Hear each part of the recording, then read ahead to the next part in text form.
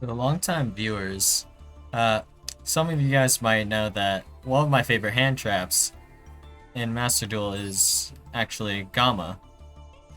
So you of course have to run Driver and Gamma is limited to 2, but why do I like Gamma so much? Well, I'll explain it to you right now. So, first off, Gamma is a weird crossout target because your opponent has to be running Gamma, and a lot of people for some reason don't really super like running Gamma, so this is a one of anyways, so shouldn't come up too much, but whenever you Gamma, the only cards that can respond to Gamma should be Ash Blossom and Ghost Bell. Unless you have something in the graveyard, called by should not be an actual response, so if your opponent has an actual response to Gamma, it can either be a quick play spell, but if you know their archetype, for example, what your opponent is playing, like let's say my opponent is playing Swordsoul, I know for a fact that Swordsoul doesn't have a single quick play spell at all, right? So if I, for example, were to Gamma Moyi, then my opponent has a response, then they probably have Ash Blossom or Ghost Bell, but most people don't really play Ghost Bell, so it's more likely, rather than not, that it's an Ash Blossom and Joy Spring, and even if my opponent responds with an Ash Blossom to my Gamma, I can still Gamma again later. In this case, I would wait till Chizao, or not Chizao, until Long One effect, and then I'll negate Long One. And then I only have to deal with the solo Chizao and my opponent's down an Ash Blossom as well. And that's still a pretty favorable outcome, and I got a lot of information and usage out of just a single card in hand, right? So Gamma's pretty strong in that aspect as well. And that doesn't even, well, what's the word I'm looking for? That doesn't even put Omega in the equation, because that's on your opponent's turn. That's how much mileage you can get out of a Gamma. But it doesn't mean your opponent doesn't have a called by, although, like, called by, depending on what you're playing, can still be an interruption, like zombies, for example. If you're playing zombies and then you get hit by called by, that's pain. Simply, but anyways. If, for example, your opponent on your turn hits you with a Maxi or Ash Blossom on some kind of search, or some kind of effect, so noticeably for DD we have Gate. So we have Dark Contract with the Gate, and then let's say you search off of Dark Contract with the Gate, the Swirl Slime. So right here you check for both Ash Blossom and you have a chance to check Maxi. So the cool thing about Gamma though is your opponent can actually play around the Gamma. So in this case, if my opponent just waited for me to special summon with Swirl Slime first and then hit me with the Maxi, I can't do anything against that with Gamma because Gamma is just dead in my hand now. And if my opponent saved their Ash Blossom for later, then it can still interrupt me on a different part of the combo, and I just don't get the Gamma effect.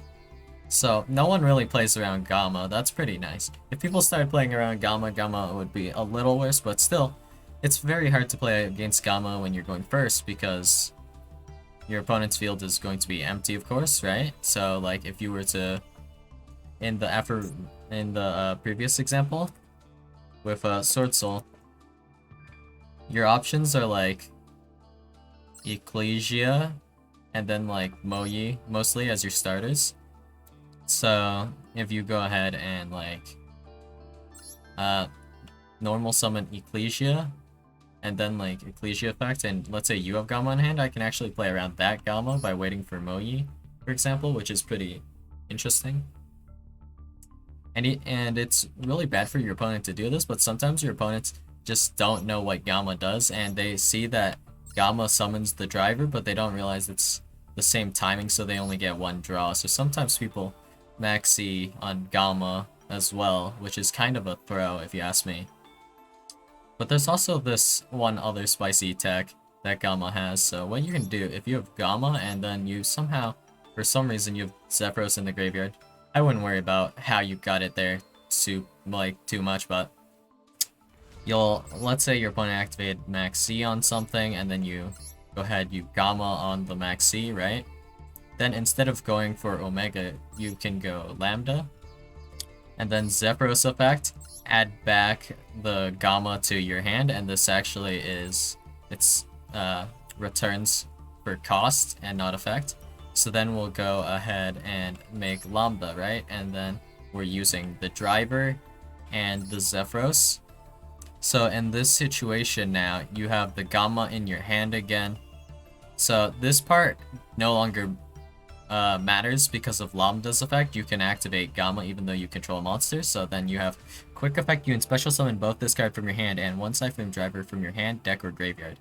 So there's no hard once per turn on gamma. So you put your driver into the graveyard, and so you can activate your gamma from hand a second time during the same turn. It's the same gamma and the same driver, which is pretty crazy.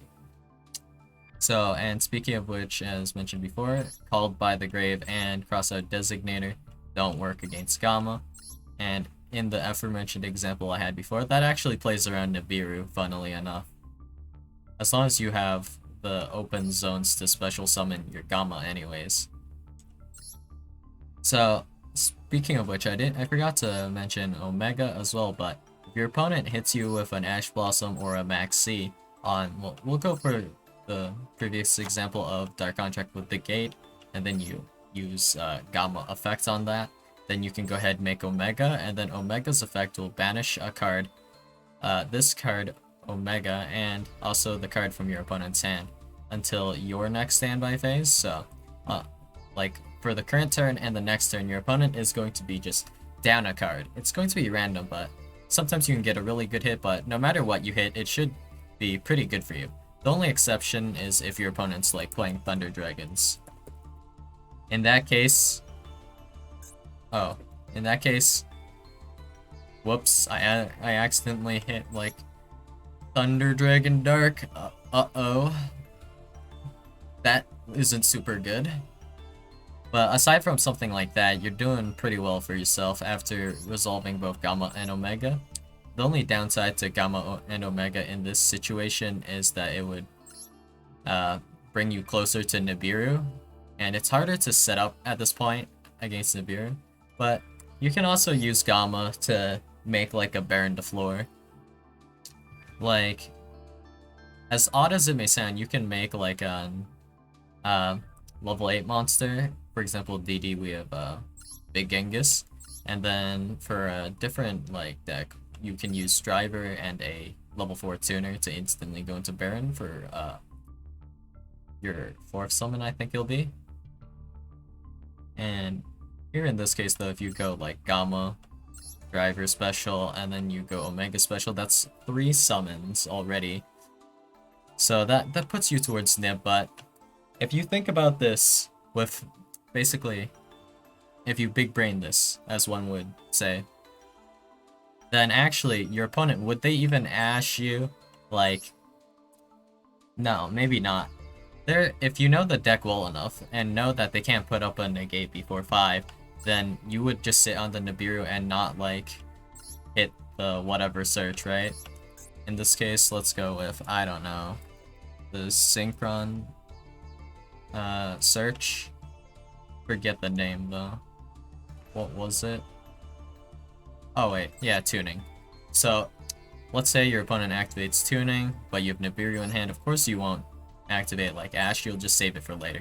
Maybe your opponent has Maxi or something, it's probably better to just save the Blossom and let them resolve this. Because when they summon Speeder, right? That'll be like one of the first things they do, and that instantly sets up your Nibiru. So you can just wait that out and they won't be able to really utilize Gamma against you as well, which is something you're playing around whether you're thinking about it or not. But yeah, that's basically why Gamma is one of my favorite hand traps in Master Duel. It's just very versatile and very useful and very powerful overall. It can trade 1 card in hand for 2, which is pretty crazy, you know, it's pretty amazing. Depending on what list you're playing though, but like for example if you're playing zombies, you can wait until standby. Well, basically the next turn to do the banish. So you can go ahead and return a copy of Mezuki, for example, to your graveyard from like banish to graveyard. And then you can do the Omega effect to banish your opponent's card until your next standby, right? And yeah, that's about all I've got for you guys today. And please don't play around my Gamma.